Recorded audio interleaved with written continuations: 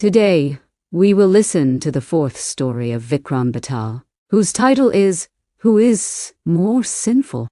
So let's start. Once again, King Vikramaditya caught hold of Betal and carried him on his shoulder and headed towards the crematorium. On the way, Betal started telling a new story. He said, "King, the way is long, so let me tell you another interesting story. But remember, if you didn't say anything even though you knew the right answer to my question, your head would explode. And if you answered, then I'll fly again. Long ago, there was a city called Bhogavati, where King Rupsen ruled. The king was worried about his marriage. One day she asked her pet parrot Chintamani, "Who will I marry?" The parrot said, "Your Majesty, you will be married to Chandravati, the princess of Magadha." Hearing this, the king called an astrologer and asked him the same question. The astrologer also gave the same answer as the parrot had given. On the other hand, Princess Chandravati of Magadha also wanted to know about her future husband. He asked his Maina Manjari, "Tell me who I will marry?" Maina replied, "You will be married to King Rupsen." Both the king and the princess sent marriage proposals to each other, which were happily accepted. In this way, the marriage of King Rupsen and Princess Chandravati took place. After the marriage, the queen also brought her Maina Manjari with her. The king got his parrot Chintamani married to Maina Manjari. Both were kept in the same cage. One day there was a fight between the parrot and the Meena over some issue. Maina said angrily, "Men are deceitful, sinful, and unrighteous." The parrot replied, "Women are greedy, liars, and tricksters." The argument between the two escalated so much that the matter reached the king. The king asked both of them the reason for the fight. Maina said, "Your Majesty, men are bad by nature. Let me tell you a story. A long time ago, a Seth named Mahadan lived in a city named Allahabad. After many years of marriage, they had a son. Mahadan raised his son with great love. But as the boy grew up, he became addicted to gambling. He lost all his father's property due to his gambling addiction. During this time, Mahadan died.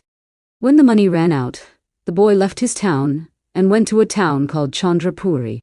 In Chandrapuri, he met a moneylender named Hemgupta. He told his story to the moneylender, in which he lied that his ship had sunk in the sea and he had somehow escaped and reached here. The moneylender believed him and allowed him to stay in his house. Hemgupta felt that this boy was a suitable groom for his daughter. He married his daughter to Seth's son. A few days after the marriage, the moneylender bid farewell to his daughter along with the maid and jewelry. On the way, the boy said to his wife, "There is a danger of robbers here. You give me all your jewelry." The wife did the same. As soon as he took the jewelry, he killed his maid and threw her into the well and also pushed his wife. But after hearing his wife's voice, a passerby saved her. The wife returned to her father and hid the truth by calling the incident an attack by robbers. On the other hand, the boy returned to his town and again lost everything in gambling. After some time, he again went to the moneylender. His wife saw him and welcomed him without telling the truth to her father. But one night, the boy took the opportunity and killed his wife and ran away with all the jewelry. Maina said, "Your Majesty, this is why I consider men to be sinners." The king then asked the parrot, "Now tell me, why are you speaking ill of women?" The parrot said, "Your Majesty, now let me tell you my story. There was a businessman named Sagardat in a city named Kanchanpur. His son Sridutt was married to Jayashri, daughter of Samdutt, a merchant of Srivijayapur. After marriage, Sridutt went abroad for business. Jayashri waited for her husband for 12 years. One day he saw an attractive young man from the terrace. She was fascinated after seeing him. She called him to her friend's house and started meeting him. One day Jayashri's husband Sridutt returns from abroad. The woman gets upset seeing her husband.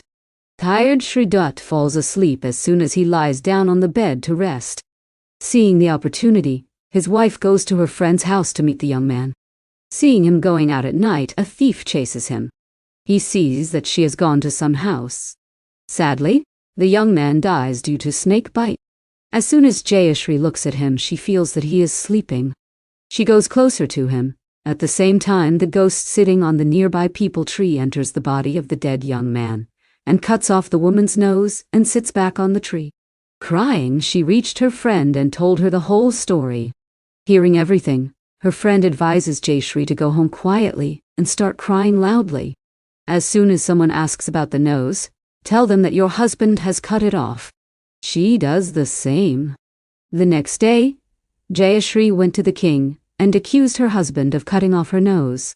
The king sentenced Shraddha to death. That thief is also present in that meeting. The thief told the truth and took everyone to the place where the incident had happened. When this truth came to light, Jayashree's conspiracy was exposed. After narrating so many stories, Betal asked, "King, tell me, who is more sinful among men and women?" King Vikram said, "The woman is a greater sinner." Betal asked, "Why?" The king replied, "The woman betrayed her husband.